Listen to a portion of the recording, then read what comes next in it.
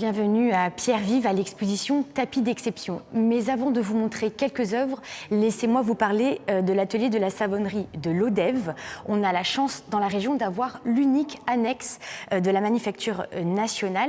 Et la mission de cet atelier est de maintenir un savoir-faire ancestral et surtout de maintenir un niveau d'excellence. Car ces tapis sont destinés au mobilier national, c'est-à-dire qu'ils habillent et habilleront des endroits prestigieux de la France comme le Palais de l'Élysée, les ministères ou bien des ambassades.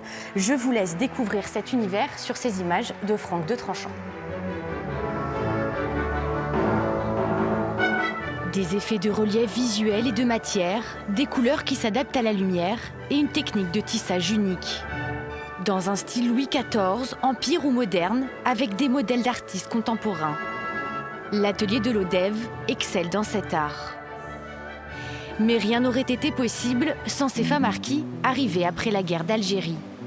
En 1964, grâce à leur savoir-faire venu d'Orient, un atelier voit le jour. Très vite, le ministre de la Culture le rattache à la prestigieuse manufacture des Gobelins de Paris.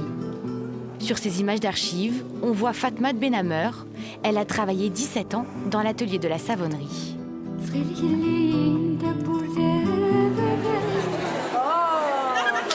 L'Empire. Vous connaissez celui-là? Oui. On les a tous fait. Celui-là aussi c'est pareil, Louis XIV.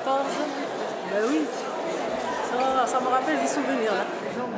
Là. Avec les autres lissiers, elle passait des heures à dessiner les futurs tapis avant de les tisser. Une même œuvre pouvait prendre jusqu'à 5 années. Regardez les tentes, il y en a 1, 2 et 3 tentes. Et c'est la première fois qu'on faisait un tapis avec 3 tentes. Non, mais là, ils ont eu du succès. Ils veulent le refaire maintenant. Alors, je ne sais pas, les dessins, j'ai tout laissé à la manufacture. Normalement, ils y sont. Mais sinon, ils seront obligés de me demander. Cette exposition Tapis d'exception sort de l'ombre ces femmes. Les visiteurs se rendent compte du savoir-faire des lissiers dans l'unique annexe régionale de la manufacture nationale. L'idée de l'exposition, c'était justement d'externaliser cette histoire de Lodève et de montrer que c'était des œuvres d'art à part entière et qui étaient dignes d'être montrées à tout le monde. Tous les tapis de Lodève sont des commandes de Paris qui viennent enrichir les collections du mobilier national. Nous sommes avec Jean-Marc Sauvier, responsable de l'atelier de Lodève. Il y a beaucoup d'œuvres qui aujourd'hui sont dans des lieux prestigieux de l'État. Tout à fait, c'est un peu le but des manufactures de fabriquer des œuvres qui vont aller les meubler les hauts lieux d'État. Entre autres, là, on a quelques photos représentatives de certains tapis qui sont placés, entre autres, à l'Élysée, dans des ambassades. Et c'est vrai que la manufacture de Lodève a cette particularité actuelle, c'est qu'on a, je crois, 5 tapis à l'Élysée, qui est quand même assez exceptionnel. Voilà, donc on est pas peu fiers d'avoir ces œuvres. Alors c'est ce genre d'échantillon que vous proposez aux artistes ? Tout à fait, on appelle ceci des pompons, des pompons tout simples, qui sont pris dans un nuancier où il y a des milliers de couleurs. Et là, on voit justement cette continuité de tons colorés qui ont été proposés à l'artiste, qui amène au tapis, qui est le Kloski, le tapis qui a été réalisé avec justement ces couleurs, ce choix des couleurs. Alors parlez-nous de cette œuvre, pourquoi est-elle emblématique ? Alors emblématique parce que c'est une œuvre déjà qui a été retissée plusieurs fois à Lodève, parce que c'est un sujet qui a beaucoup plu, voilà, qu'on a pu installer dans beaucoup de ministères et autres.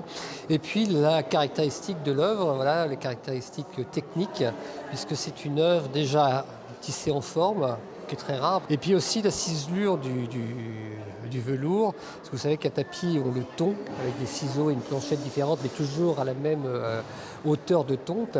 Et là, il y a vraiment des différences avec les têtes de mouton, l'intérieur de la tête, et ce qui effectivement a beaucoup plu. Et c'est un tapis qui est devenu un petit peu la représentation technique de la manufacture de Lodève. Les lisières et les lisiers entre eux se transmettent ce savoir-faire ?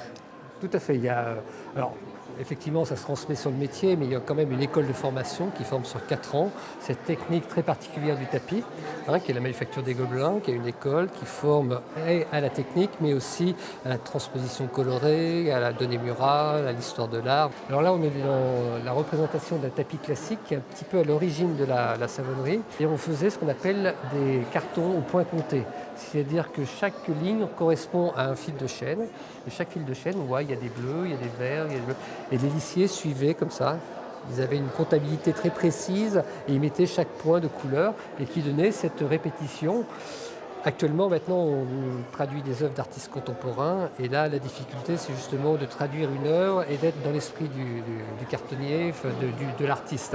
Et c'est là toute la difficulté, c'est que là, on s'appuie plus sur un carton en point compté, mais sur une sensibilité, sur une approche technique, sur une approche artistique, quelque part.